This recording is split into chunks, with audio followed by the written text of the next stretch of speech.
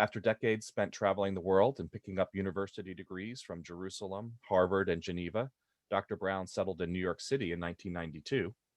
He's been teaching history, ethnic studies, and political science at Toro College and world religions at the Unification Theological Seminary for over 25 years.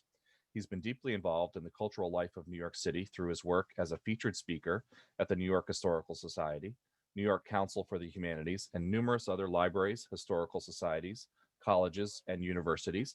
And we're certainly very happy to welcome Ron Brown back today to look at the great cities of Egypt.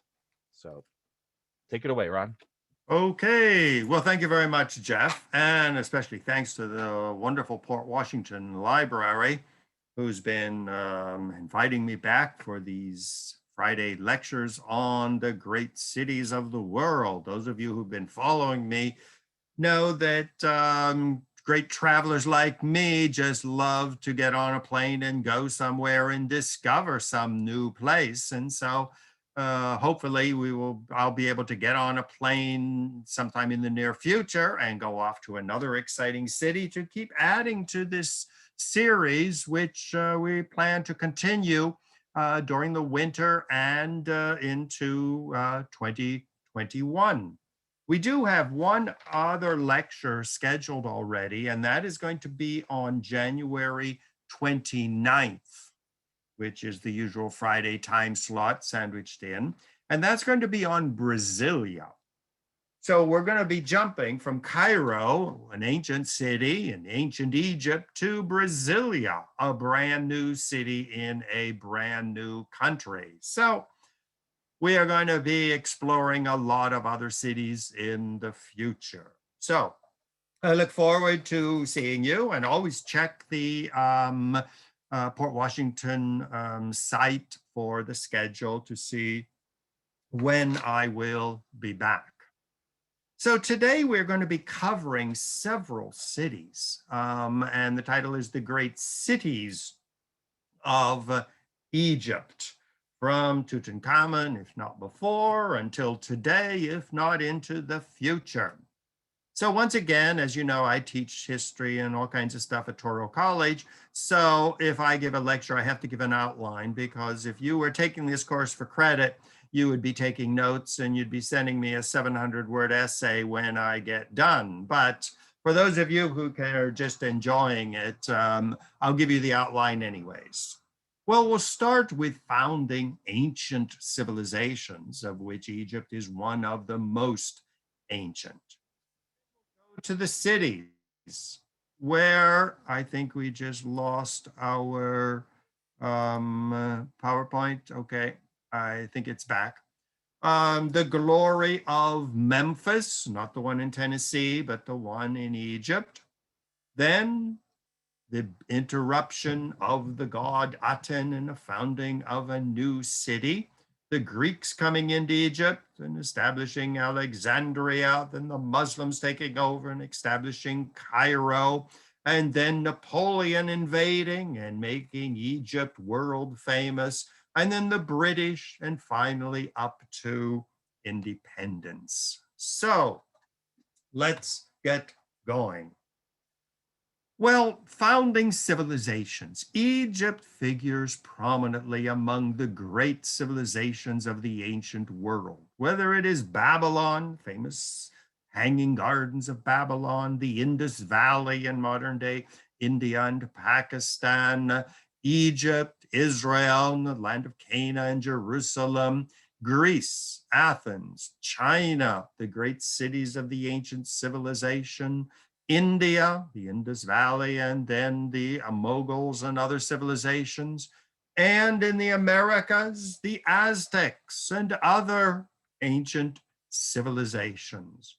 Egypt figures prominently among these great and ancient civilizations. Now, each civilization has been marked by a great city. Whether it is sacred or whatever, every ancient city has a legendary past, and very often we identify the civilization with its capital city. Rome, well, we talk about the Roman Empire. So a civilization always has a great sacred city, whether it is Mexico City, the promised land of the Aztecs, promised to them by their deity, or whether it is Salt Lake City, the promised city of the Mormons. Thomas More, the great vision of a utopia, a city somewhere that would be perfect. Abraham was promised his sacred land in the land of Cana. And then David came in and conquered Jerusalem and made it into the sacred city, the capital of the Jewish Empire. And of course, we have other cities, such as the lost city of Atlantis, which here again is identified with a great civilization which once existed somewhere in the Atlantic Ocean. Most recently, I was in the lost city of Z, somewhere in the lands, the jungles of Brazil. There is an ancient lost city. Well, I didn't find it, nobody else has, but the vision of a great, glorious, and sometimes even divine city goes from Jerusalem to Mexico City, Salt Lake City, Mecca, Jerusalem, Atlantis. Sacred cities are part of what I call the universal building blocks of religions and of civilization. So if anybody out there is going to have a revelation and become a god or a prophet, make sure you include a great sacred city as part of your blueprint for a new religion. Well, this fascination with great cities continues until today, when the 13 colonies rose in revolt against Britain, declared their independence.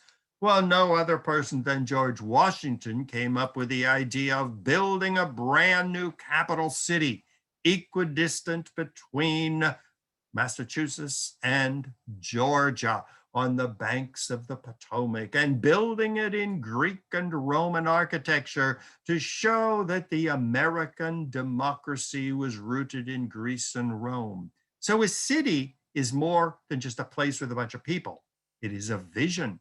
It is an identity. In the middle at the bottom, Brasilia, the great city built in the jungle of Brazil to herald a new Brazil, not a European country linked to Portugal and European culture, but a new civilization. Above, you see St. Petersburg, built by Peter the Great, his window on the west to drag the Russians kicking and screaming from Central Asia into the heart of Europe. Tel Aviv, the great secular city envisaged by the early Zionists. Theodor Herzl said, a city on the coast that would rival the great cities of Europe. Below that, we see Astana, the brand new spanking capital of Kazakhstan. They finally got independence from Russia. What's the first thing they did? Build a brand new city to take Kazakhstan into the future. And in the opposite corner, we see the same thing in Nigeria, in the heart of the country, equidistant between the Muslim north and the Christian south, building a brand new, glorious, ultra modern city. Well, Egypt is not at a loss when it comes to powerful, glorious cities, heralding a past, a present, and a future. The first and the most ancient city of Egypt is Memphis. Now, you're all thinking Memphis, Tennessee. No, not Memphis, Tennessee. This is Memphis, Egypt. Now, on the left, you see Egypt, of course, Lower Egypt where the Nile Delta is, Upper Egypt going into the mountains. Well, in the middle picture, you see what Egypt was at the time of Memphis, 3,000 and 4,000 years before Christ, BC or BCE. And you see Memphis right in the middle of the map, where the Nile River starts expanding into the delta. So it was equidistant between the lush delta and the rich valley going up into the heart of Africa. Well, Egypt is, as those of you who have visited know, that it is a long, narrow country clinging to the banks of the Nile until it expands into the delta. So Memphis was the first great city of Egypt, and it linked it was established to show the link between Lower Egypt, the delta, and Upper Egypt going into the heart of Africa.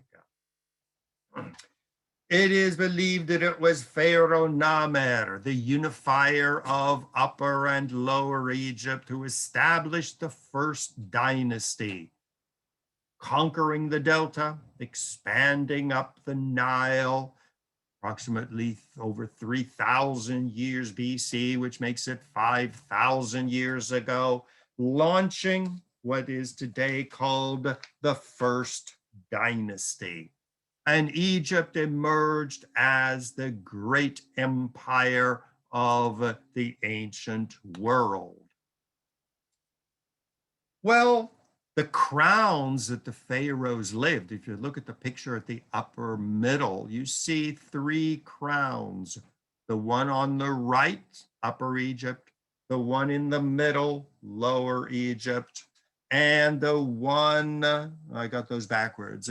It is Lower Egypt on the right, Upper Egypt in the middle. And when the two kingdoms were united, the two crowns were combined. And that marked the beginning of the Old Kingdom.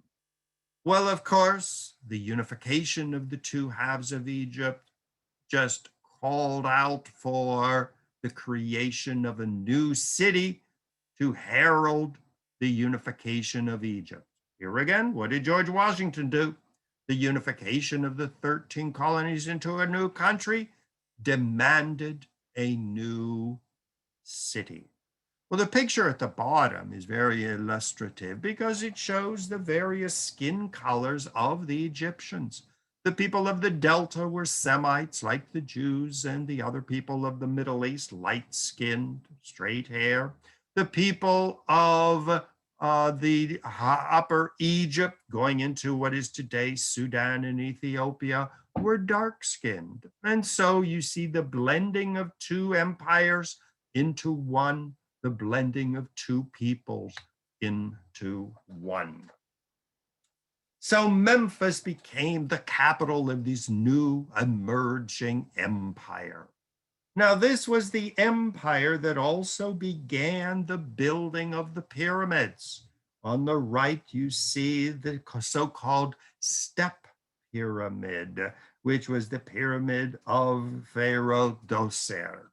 Here we see, once again, not just building a city, but building a monumental city that would be the glory of human accomplishments.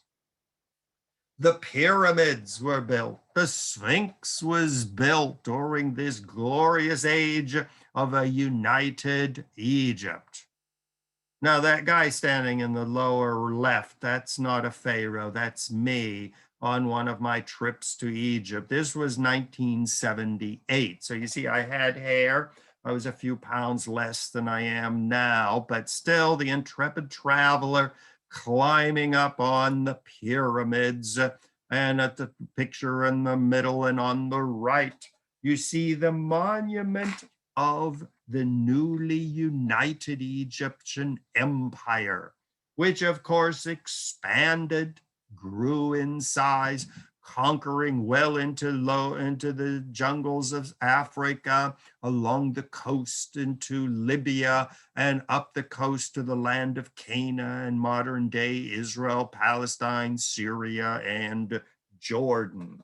And so this was the city of Memphis, one of the glorious cities, if not the most glorious cities of the ancient world. Now, back to Memphis, Tennessee. I have no idea why the city on the Mississippi decided to call itself Memphis, but it did view itself as the gateway to the expanding West.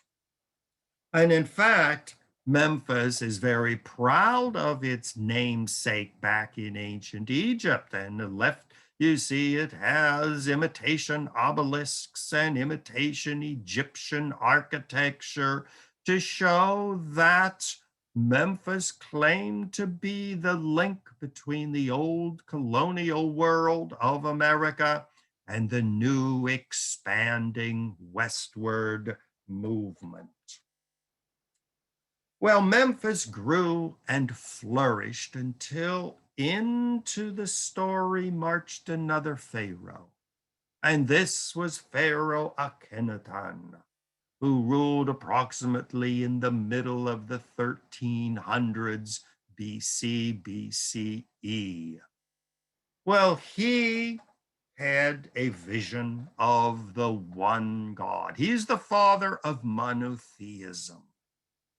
He was the one who rejected all of the ancient Egyptian gods, demolished the temples in Memphis, and said, this is a new age, the age of monotheism. On the right, you see him and his family worshiping the sun god, the one and only God. His theology was contained in the Amarna letters, cuneiform tablets, and hieroglyphic tablets, proclaiming the age of monotheism of one God. Now, of course, most Egyptians considered him a heretic. My God, rejecting all these wonderful Egyptian gods and claiming that there is only one God definitely didn't make him the most beloved person in ancient Egypt. Well, to herald the new age of monotheistic Egypt, he abandoned Memphis, set out to destroy the temples of the city, and made a brand new capital city further up the Nile called Amarna. Well, this is a it was a magnificent city. Keep having problems with our images. Hopefully everybody can see them. Well, in the middle, we see the temple of Amarna, the temple of the one and only God. And surrounding it was a giant brand new city, heralding the new age, the new theology, the new teaching of the one and only God.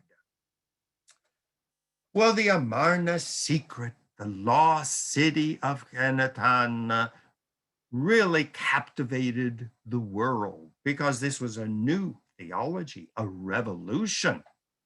Well, needless to say, it didn't last very long because the old gods of the Egyptians, the old priests of the Egyptians eventually demolished the city.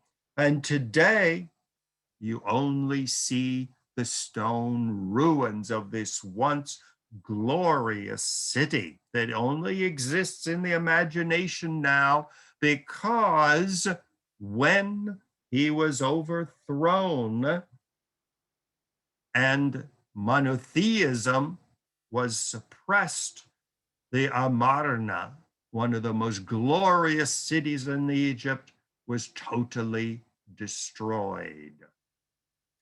But interestingly, it was during this period of the Pharaoh that another person showed up. And this was Moses, who was in Egypt. The Hebrews were slaves in Egypt at exactly this glorious time of the rise of monotheism. Now, of course, we all know the story of Moses, the Ten Commandments, and all of that. But it was very important that many people argued that Moses was deeply influenced by this movement, heresy of Akhenaton, and it influenced the Egyptian movement toward monotheism. And a lot of books have been written on this glorious city. Akhenaton, The Origins of Monotheism. Another one, The Secret History of Egypt at the Time of the Exodus. Sigmund Freud said that Jewish monotheism was deeply rooted in the period of Pharaoh Akhenaton. So here again, even though the city is long destroyed, it exists as the origin of monotheism, as a legendary city that influenced the future of humanity. Well, Akhenaton's son, you may have heard of him, King Tut. Well, he was sick and tired of his father's holy war, destroying temples, imposing the worship of the one and only God on the Egyptians, spreading this heretical teaching far and wide throughout the Middle East. So when King Tut took over, he went in and he destroyed the holy city of his father. Every temple was demolished. Even the inscriptions of Pharaoh Akhenaton were defaced and removed. And for centuries, it was denied that Akhenaton even existed. His teaching was stamped out of Egypt, and it only continued in the teachings of this refugee group called the Hebrew people, who, as we know, under Moses fled and in the Sinai desert further developed this teaching of the Egyptian heresy. Well, we all know the story of King Tut. He really is more important than King Pharaoh Akhenaton because of his 1922 discovery of his untouched tomb, which was still filled with the treasures as it was in the very day that he was buried. So far we have two great cities of Egypt. We have Memphis, the ancient capital of the early pharaohs. Then we have the city of Akhenaton, the monotheistic birthplace. Well, another great city emerged in Egypt, and this was the result of Alexander the Great of Macedon. He conquered Egypt. Well, he was not going to have anything to do with the ancient pharaonic cities or the heretical cities. He established a whole new city, which, in all humility, he named after himself. And today it is still called Alexandria, not deep in the heart of Africa, not at the point where the delta meets the Nile, but on the coast, to show that this new city was a Mediterranean city in contact with the empires of Rome and Greece and Cappadocia and Cana and Israel and the other great empires of the Mediterranean. He built this city, the new capital of Egypt, in the 300s, and when it flourished, and then it continued to be the major city of Egypt well into the Christian era. It's interesting, the name Alexandria has been changed in Arabic. They call it Il Skandaria, which is just the Arabic pronunciation of Alexandria. It was a port city. Now, once again, the city had a message, just like Abuja in Nigeria. See, Africa was built to blend the Muslim north with the Christian south.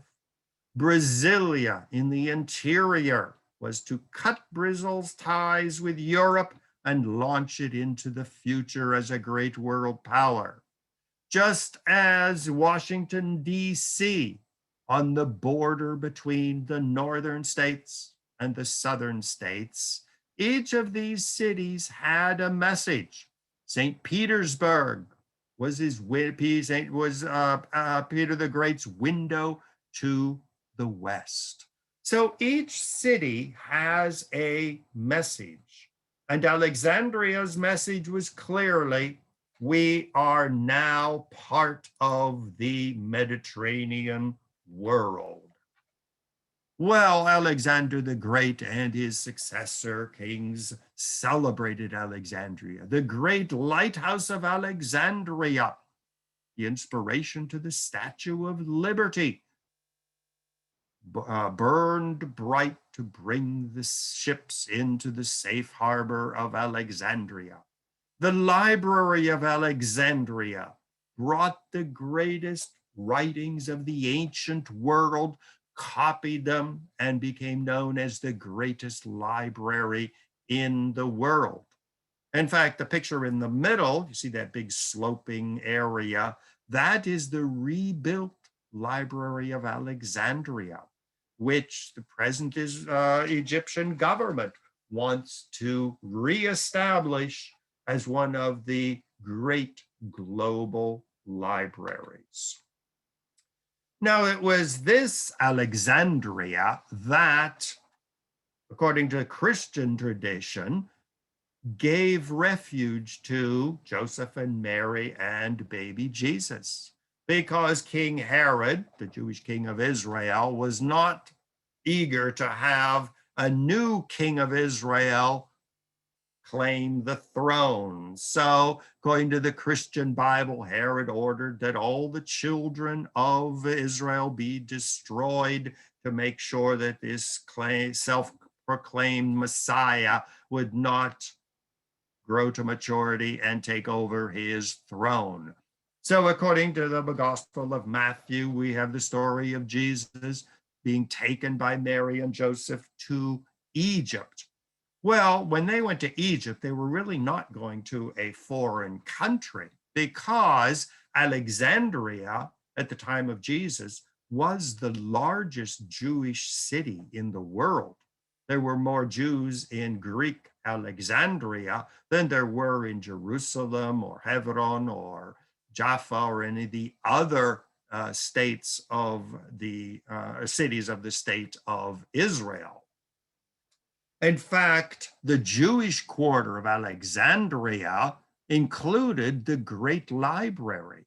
And it was at the Library of Alexandria where the Jewish Torah was translated into Greek. And that's what we call the Septuagint. Because at the time of Jesus, Hebrew was already a dead language.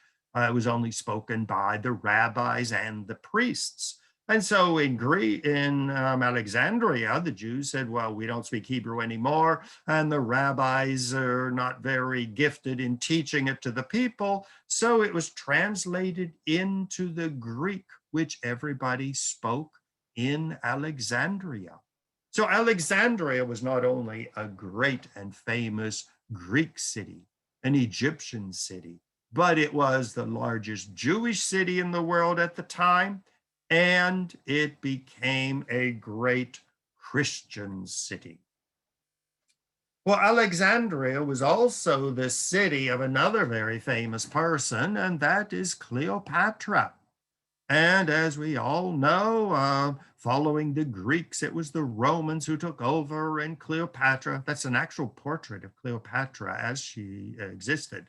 CNN was there in 51 to 30 BC and took her picture. And so we know the great love between Cleopatra and Caesar and the Roman takeover of Alexandria. So Alexandria emerged as the great, if not the greatest city of Egypt at the time of the Greek and the Roman Empire. Well, as we know, eventually, with the rise of Christianity, Egypt converted to this new religion. The large numbers of early Christians and Jews in Alexandria gave rise to a complete conversion of Egypt from the ancient pagan religions of the gods and the goddesses of ancient Egypt to Christianity. Now, today, Alexandria is still the Vatican of the Coptic Orthodox Church. Now, there are various ancient patriarchates of the early Christian world. You had the Greek church, which was established in Constantinople. You had the Roman church, what we call Catholics in Rome, the Coptic church in Cairo, the Armenian church up in Armenia, and the Georgian, the Gruzini church. And Christianity converted Egypt. It spread down the Nile, whole way into Sudan. And today, Ethiopia is a major Coptic church in union with Alexandria. And until recently, the Ethiopians, the Sudani Christians, and the Egyptians looked to Alexandria as their sacred city. Today, there are approximately 12 million Copts in Egypt. Here you see an assembly of clergymen. The one with the pointed hat is a typically Armenian bishop. The other ones are Egyptian Coptic bishops and priests. And the picture in the right, you see paintings in the cathedrals of Alexandria and other places in Egypt showing Mary and Jesus and the saints and the great theologians and saints of the Coptic Church. The Coptic Church still speaks the ancient language of the pharaohs. That's their ecclesiastic language. Just like it was the rabbis who preserved Hebrew when nobody else spoke it. Well, in the Coptic Church in Egypt, they still speak the ancient language of the pharaohs. That is their liturgical language. Well, the wonderful world of Alexandria was once again eclipsed by another great and sacred city. In the year 640, a brand new religion emerged in Mecca and Medina, and this was called Islam. The Prophet Muhammad claimed that he had been receiving revelations from Angel Gabriel, which had been given to the angel by God himself. This new religion called Islam surged out of Saudi Arabia, Mecca, Medina, conquering up in Baghdad, up into Iran, into India, into what is today Palestine, Israel, Syria, Jordan, Lebanon, and into Turkey. And it surged across the Sinai Peninsula into Egypt, across North Africa, and up into Spain. Well, like any new civilization, the Muslims decided we need a new sacred city. So they established a city, which in Arabic was called Il-Qairatu, which means the victorious. And today it is shortened to Cairo, or in modern Arabic, Il Qahira. And this was a brand new capital city to mark still another golden age of the Egyptian people. And of course, the Muslims built this brand new city and they filled it with mosques, such as the one we see on the right.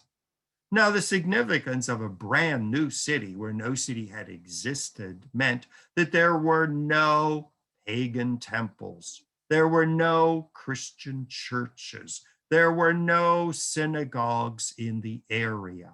It was a purely Muslim brand new city celebrating the age of Islam in Egypt. Now, Egypt has many names. That's me on my boat trip into the Nile.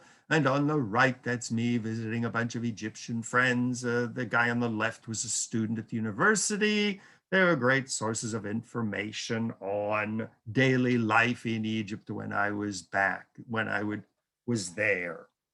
Now, just as Egypt has had many different sacred cities, it also has many different names. The people of the black soil was what the Egyptians were called by many people, called the land of Kemet, because of the luxury of the land along the Nile. It was the Greeks and Romans who adopted the name Aegyptos for Egypt. In Arabic, they call their country Misr, which means the land on the border between Asia and Africa.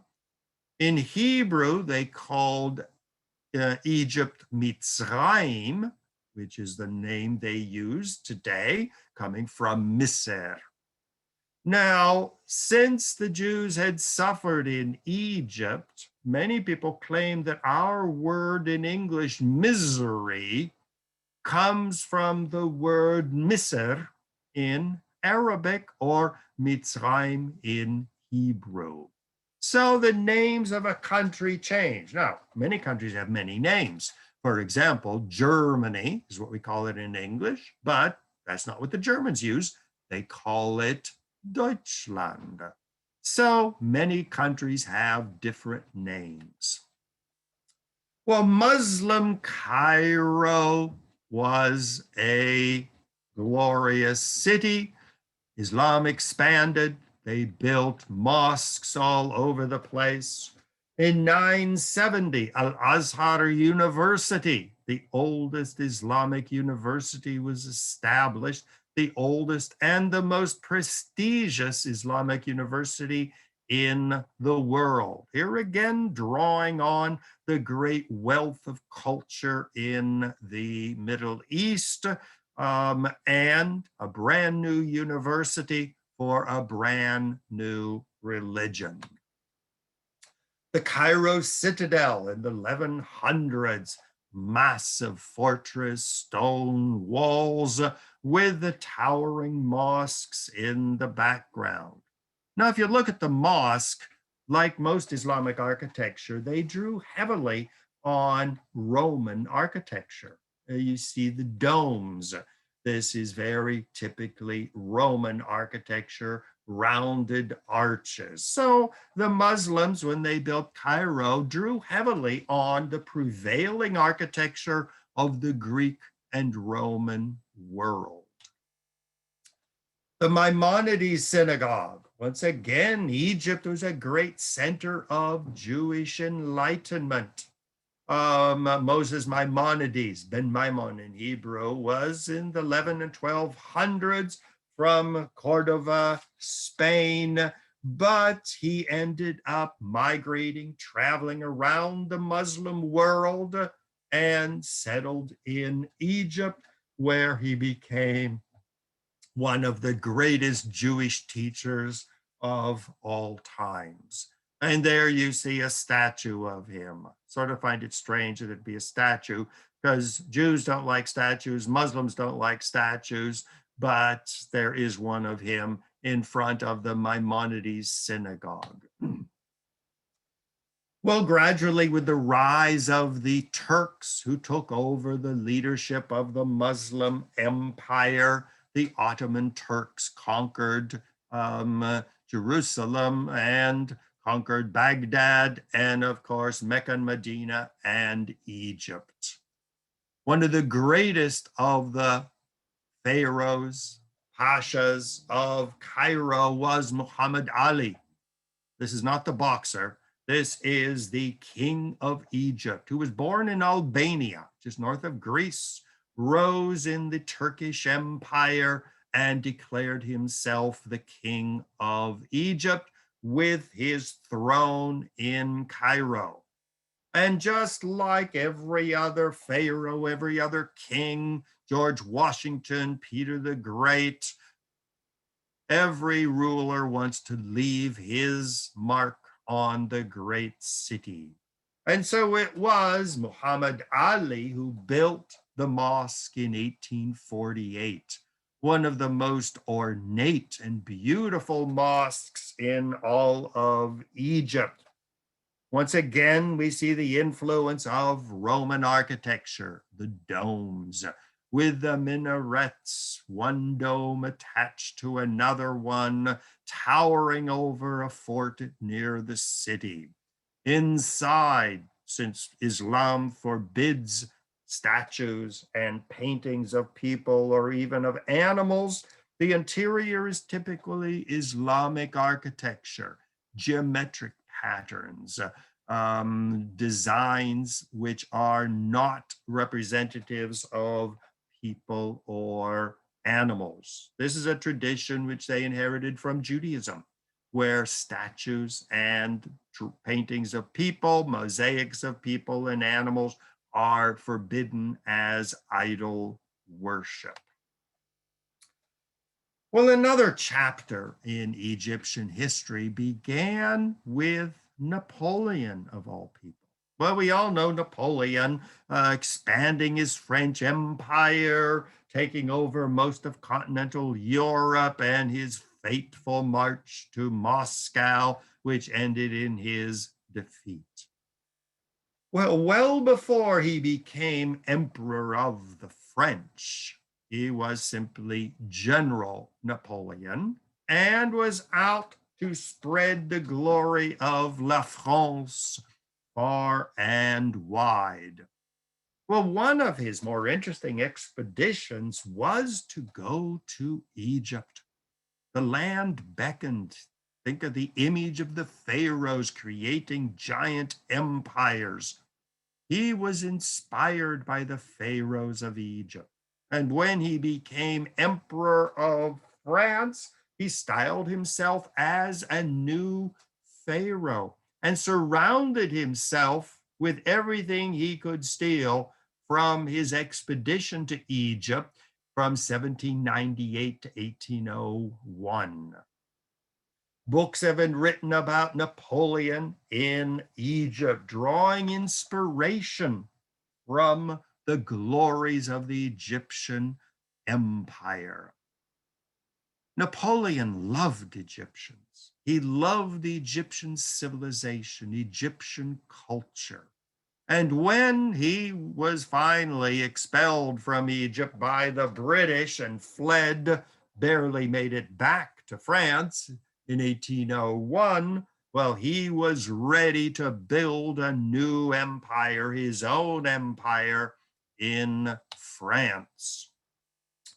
Well, one of the things which he did was he was not just a conqueror, but he was also fascinated by the Egyptian hieroglyphics, which at his time nobody could read. Well, in his army, he also had a good number of archeologists, anthropologists, language scholars, linguists, and they stumbled upon the stone which we see in the right, the famous Rosetta Stone. In fact, I went to college with a girl whose name was Rosetta Stone. And it was always the joke at campus if she's named after the stone or what. But her real name, family name was Stone, and her mother thought it would be cute to call her Rosetta. I didn't ask her if she had any brothers because I have no idea what she would have come up with. But the Rosetta Stone, which was written in 196 BC, BCE, was unique because it had the same text in 3 different languages. The top was ancient Egyptian hieroglyphics. The second one was what we call the Demotic script. This was Egyptian hieroglyphics, but written in a modern Greek-influenced alphabet, so people could read it even if they didn't understand it. They could pronounce the letters. The bottom one was a Greek translation.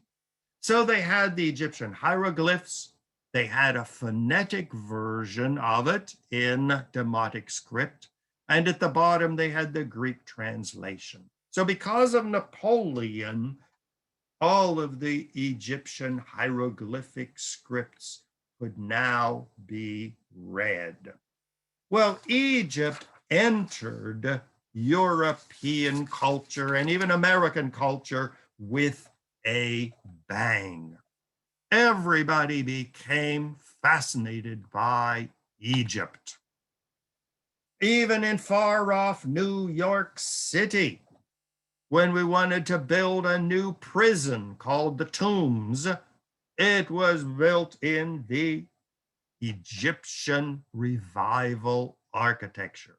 There's still a prison in Manhattan called the Tombs, although it is not the original Egyptian tomb.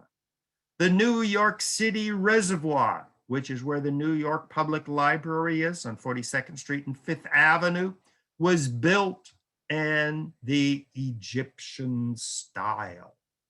Everybody was going Egypt crazy in the mid-1800s. You may have heard of Louis Comfort Tiffany. He even went and traveled extensively in Egypt.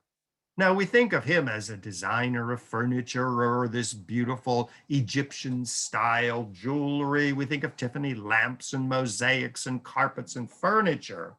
But Louis Comfort Tiffany considered himself first and foremost a painter. And we see some of the paintings on the right here. This is his painting of Cairo, the Muhammad Ali Mosque, which he painted. He painted the tombs of the Mamelukes, which we see on the left, and just spent years traveling in Egypt and just fascinated by this new culture which was sweeping the world. Paris, of course, went crazy. It had the famous Place de Concorde, which we see on the right, with the famous obelisk. Now, of course, we always call them the obelisk of Cleopatra, but none of them had anything to do with Cleopatra. There was even another obelisk, which was placed in Central Park, just behind the Metropolitan Museum. In the middle, we see some more of Louis Comfort Tiffany's great artwork in the Egyptian style. Well, the Europeans became fascinated with Egypt, not just the culture, but the history, but the British even started occupying Egypt, turning it into a colony. And first the French and later the British built the Suez Canal, which opened during the American Civil War, further making Egypt the rage of European culture and of business. For Britain, Egypt was very important because it was equidistant between its colonies in India and Pakistan and Great Britain itself. So Egypt became a major depot between Britain and its empire. Thousands of young British People would go there, they would live, they learned Arabic, many even converted to Islam.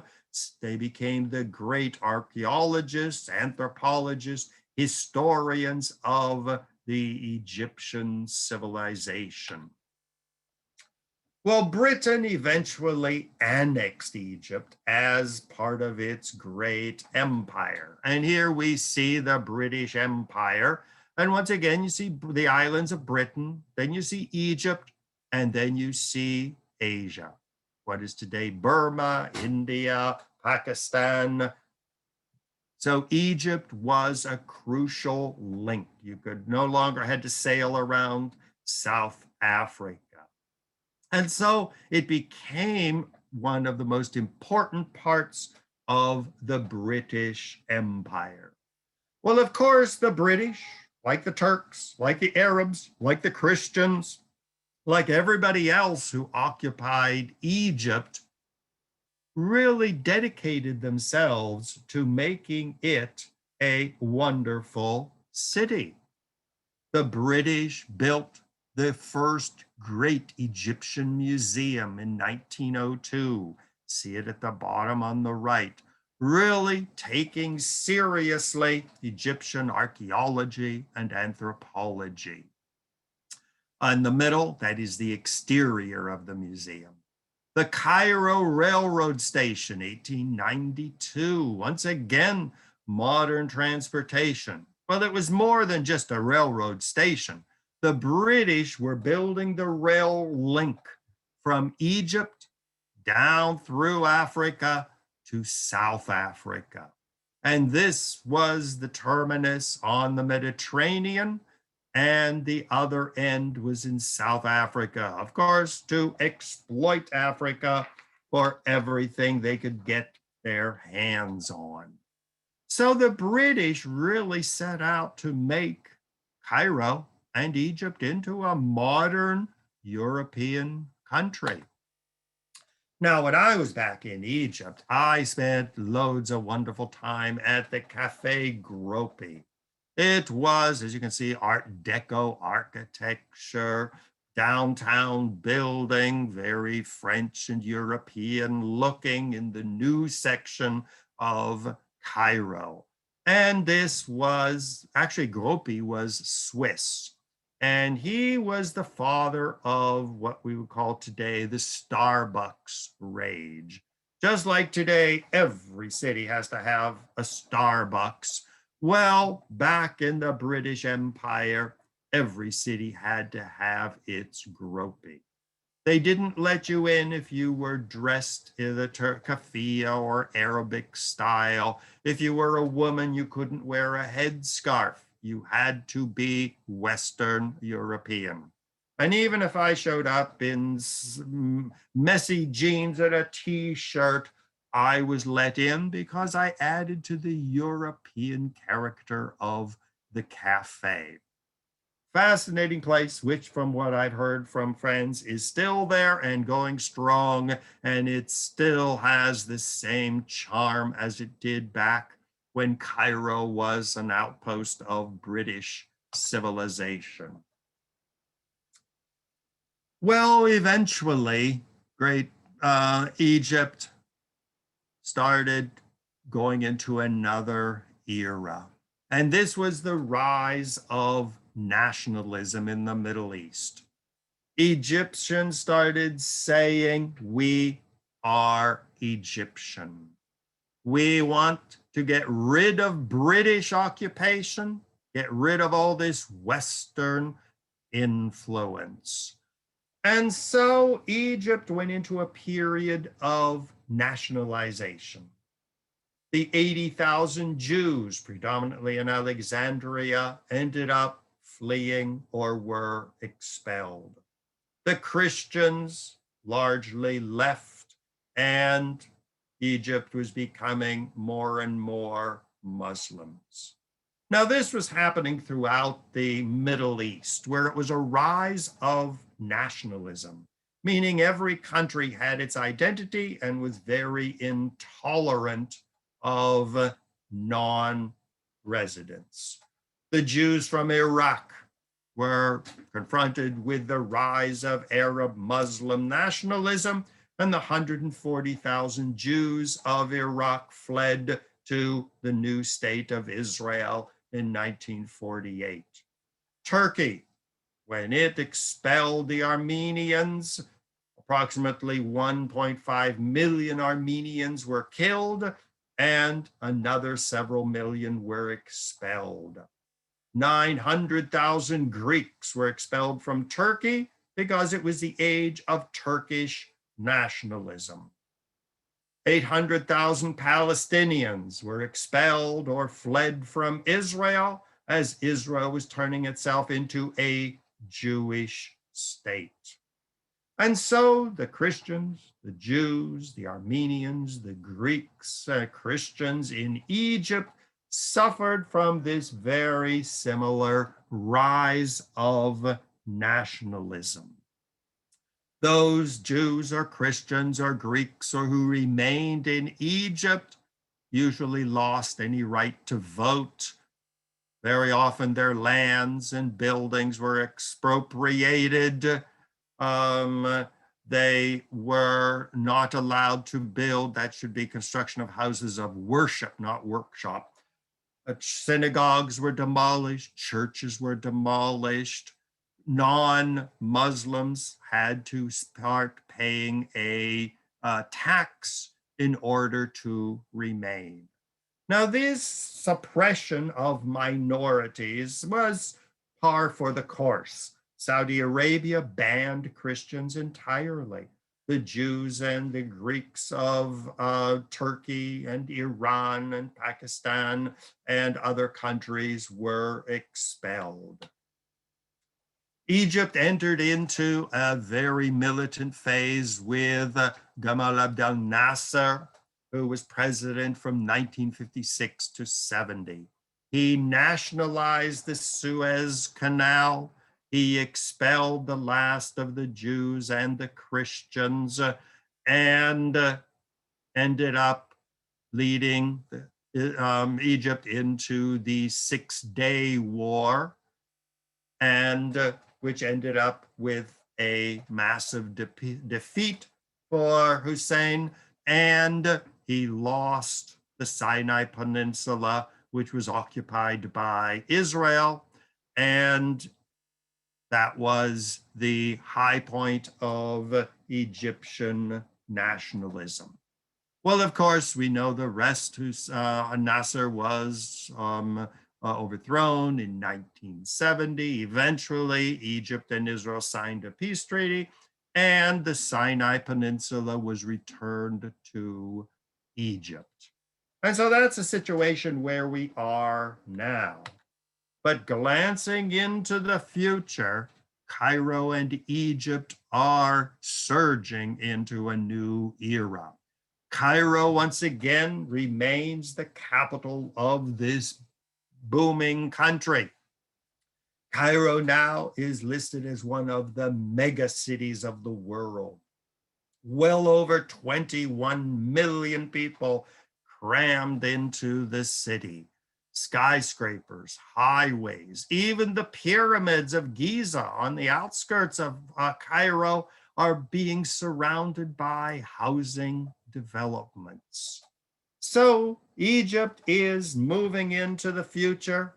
The capital remains Cairo, and it is entering the world as one of the great megacities of the present and of the future.